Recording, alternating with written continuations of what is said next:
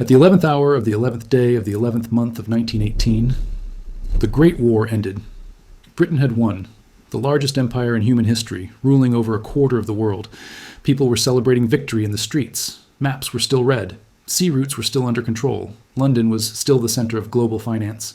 The Union Jack was flying over the vast empire. From the outside, Britain looked as strong as ever, but inside the accounting books, things were falling apart.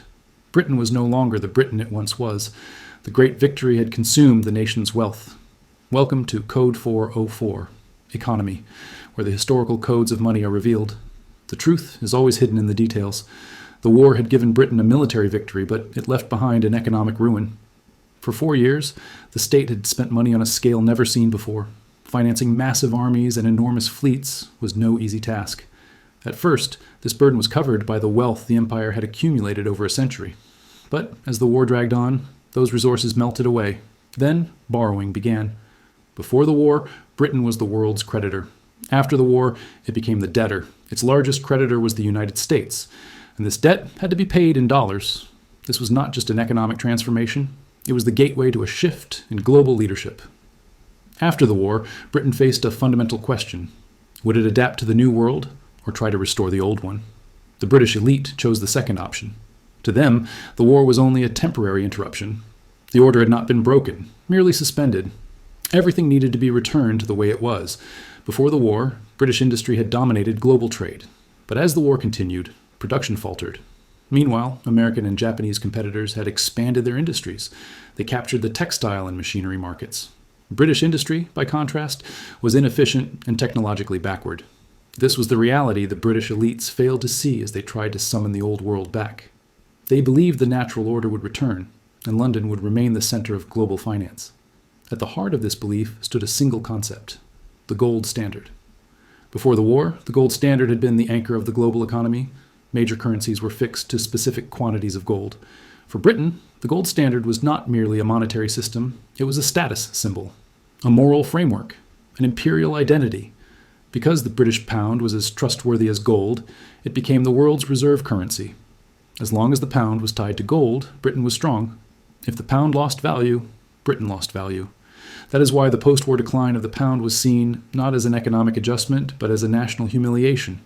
When World War I began, Britain suspended the gold standard because military spending required more money.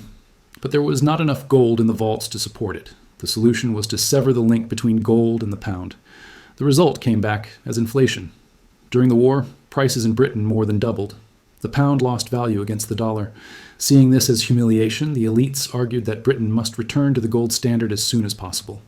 They believed that once Britain returned to gold, everything would return to normal. But the problem was this: the world was no longer the same. The United States had expanded its industry during the war. Most of the world's gold reserves were there. Production costs were lower than in Britain. Productivity was higher. Despite this, Britain attempted to force the pound back to its old strength. This was not adapting money to the economy. It was forcing the economy to serve the currency, and there was a price to be paid. To push the pound back to its pre-war value, the government had to create a brutal deflation. Money had to become scarce. Wages across the country had to fall. To artificially strengthen the pound, the state tightened monetary policy. Interest rates were raised, credit was restricted, government spending was cut.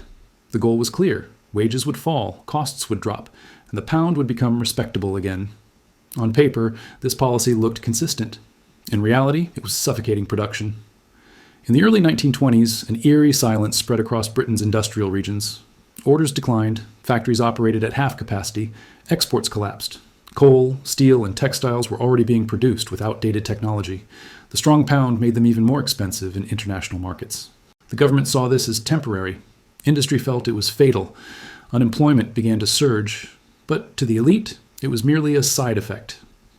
In 1924, Winston Churchill was appointed Chancellor of the Exchequer. He had previously served as Minister of Munitions and Secretary of State for War. His knowledge of economics was limited. He loved history. He loved empire. Once he took office, he was quickly surrounded. He was told that the time had come to return to the gold standard. But Churchill was uncertain. He was a man who had been in the trenches.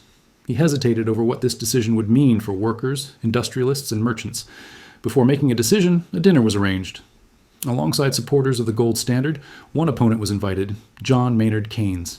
Keynes was the rising star of economics. He argued that returning to the pre-war exchange rate of 4.86 was impossible. Comparing production costs in Britain and America, he explained that the pound's true value should be about 10% lower. He warned Churchill. Forcing the pound back to 4.86 was unrealistic. At that rate, British goods would be difficult to sell. Costs would need to be reduced. And the largest cost was wages, which meant workers' pay would have to be cut. Keynes looked Churchill in the eye and warned that returning to this rate would amount to declaring war on the working class, leading to strikes, social chaos, and the destruction of British industry. But the governor of the Bank of England, Treasury officials, and several politicians dismissed Keynes as a radical who ignored the moral dimension of sound money. They argued that if Britain did not return to the gold standard, the empire would permanently fall under the shadow of the United States. In the end, Churchill gave in. In 1925, Britain returned to the gold standard. The pre-war exchange rate of 4.86 was restored. The pound soared on foreign exchange markets. The Times declared it a masterpiece of statesmanship. It was seen as the moment chaos ended and normality returned. This decision was not driven by economic necessity, but by psychological need. But money has no emotions. It does not work that way. Yes, the pound strengthened, but production collapsed. The international price of British coal surged. Foreign buyers who had purchased British coal for decades turned to cheaper German and Polish coal. Coal mine owners stood on the brink of bankruptcy. They had to cut costs. Just 2 months after the return to gold, mine owners announced the termination of the National Wage Agreement. They declared wage cuts of 13 to 25% and extended the working day from 7 to 8 hours. Miners were furious. Keynes's warning was coming true with shocking speed. Seeing the approaching strike, the government offered a 9-month subsidy to protect wages in the mining sector. This was not a cure, only a bandage. The 9-month period expired in May 1926. Mine owners refused to abandon wage cuts. Miners refused the new terms. The owners declared a lockout. The unions united. A call was made. The general strike began. More than 1.7 million workers walked out. Life in the country came to a halt. This strike was not just about wages. It was a rejection of the system. But the state did not retreat. The strike was broken. Workers lost. But this was not a victory. It was the beginning of a long-term defeat. The strike ended. Wages had fallen. Now the British economy would boom, but it did not. The pound was strong, but industry was lifeless. There was no investment, no innovation.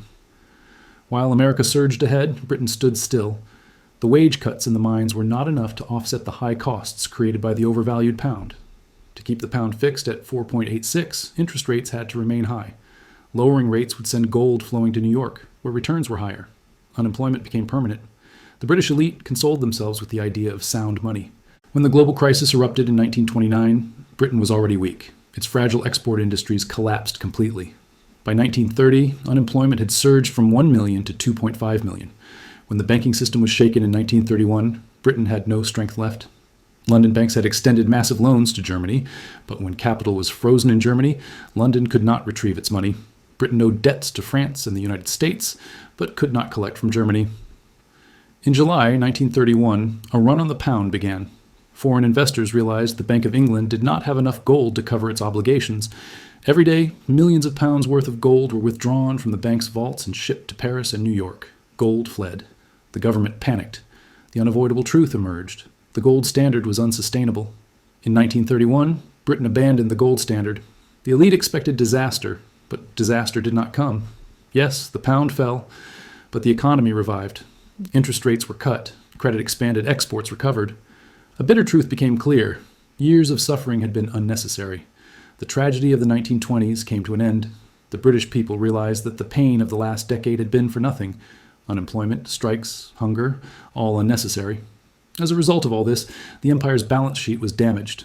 When World War II arrived in 1939, Britain lacked the reserves to finance it. Britain was forced to borrow once again. But the financial chaos it had endured made the terms harsher.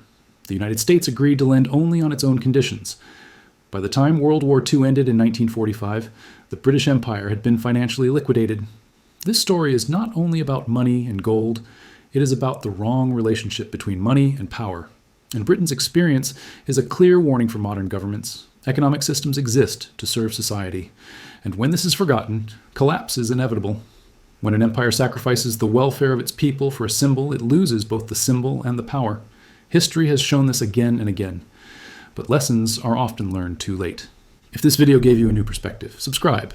The answers are hidden in history's codes. We reveal them.